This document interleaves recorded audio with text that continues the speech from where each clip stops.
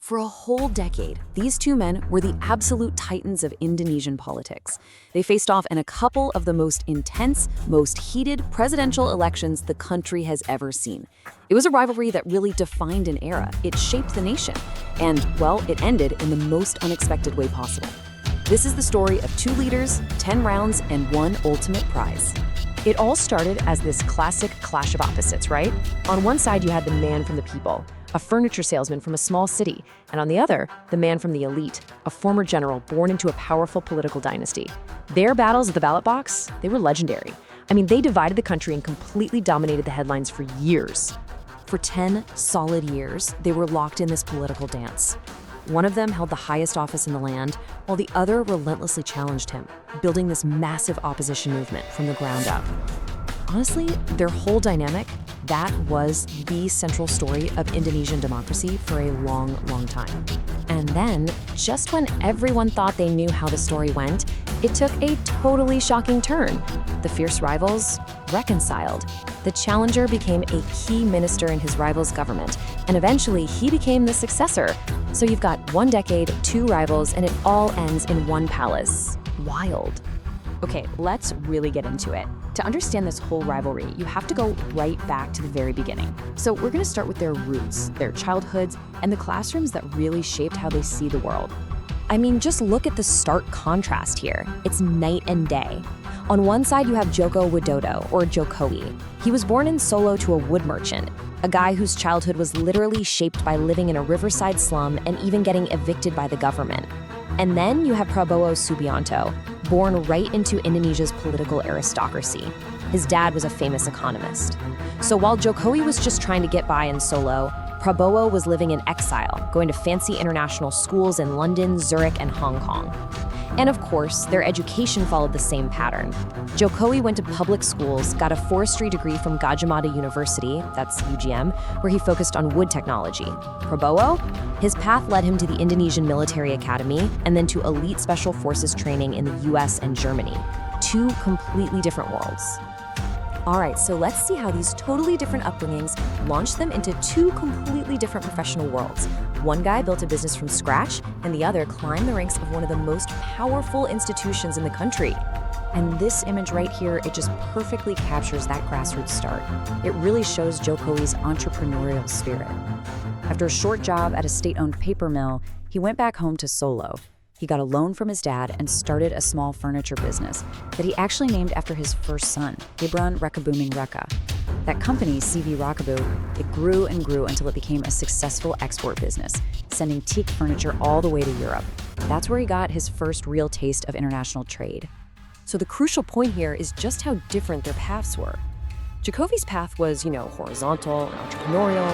Prabowo's was vertical and all about hierarchy. By the time he was just 26, Prabowo was the youngest unit commander during operations in East Timor. He rose super fast through the special forces, which are known as Kopassus, and he eventually became its commander and then led the powerful Army Strategic Reserves Command, or Kostrad. So while Jokowi's big turning point was getting into politics as the mayor of Solo in 2005, Prabowo's came in 1998 when he was discharged from the military. He then pivoted into the corporate world, founding the huge Nusantara Energy Group. Okay, now let's talk about the families they built. Because in modern politics, family isn't just personal, right? It's a huge part of your public brand. And in this matchup, their approaches could not be more different. So what we're looking at here are two totally distinct models of legacy. You've got Jokowi with his wife Idiana, who is pretty much overseeing the rise of a major political family. His oldest son, Gibran, is now the vice president. His daughter, Kahiyang, is married to the mayor of Medan, and his youngest son, Kaesong, is the chairman of a political party. Now, Prabowo's family branding is completely different. Even though he's separated from Titik Suharto, they're still political allies. Your only son, Didit Hedi Prasetyo, has pointedly stayed out of politics. Instead, he's become a globally recognized fashion designer in Paris. And of course, can't forget Bobby Kirtanega, Prabowo's cat, who's become a social media star and was a huge tool in softening his public image. All right, let's talk about the money. A tale of two fortunes. How did these career paths translate into wealth? Well, the numbers tell a story of really, really different scales and sources. Yeah, the gap, as you can see really clearly on this chart, is just immense. Based on their official declarations, Jokowi's net worth is reported at over 95 billion rupiah. Most of that comes from his furniture business and property he owns in Central Java. But Prabowo's wealth, that massive bar right there, it is in a completely different league. It's reported at over 2 trillion rupiah. His fortune is built on the back of the Nusantara energy group, this huge conglomerate with interests in mining, palm oil, paper pulp. We're talking control over hundreds of thousands of hectares. You know, power isn't just about money. It's about the people you trust and how you command respect on the world stage. So let's take a look at their inner circles and their different styles of diplomacy. And again, the contrast is just crystal clear. Jokowi tends to surround himself with technocrats and business figures. The most famous is probably Luhut Binsar Panjaitan, a former general who became a business tycoon and a super powerful coordinating minister. Jokowi's diplomatic style is very pragmatic, very calm, and just laser-focused on bringing in investment and driving economic growth. Prabowo, on the other hand, relies on a core group of military loyalists and family, like his billionaire brother Hashim. His diplomatic style is much more assertive and geopolitical, really shaped by his international upbringing. The guy's a polyglot, fluent in English, French, German, and Dutch, and he's totally comfortable giving speeches at global forums without even using a script. So how did these two guys actually climb the political ladder? Well, their journeys to the top were as different as their origins. One was basically a rocket ship, and the other was a marathon. I mean, Jokowi's political rise was nothing short of meteoric. It started in 2005, when he won the mayorship of Solo. 7 years later, he took the governorship of Jakarta. And just 2 years after that, boom, in 2014, he was elected president. He won re-election in 2019, which means he has a perfect, undefeated record in every single executive election he ever entered. Just incredible. Prabowo's journey, well, that was a masterclass in persistence. After leaving the military, he founded his own party, Gerindra, in 2008. Then he ran for office 3 times and lost, once for vice president in 2009, and then twice for president against Jokowi himself in 2014 and 2019.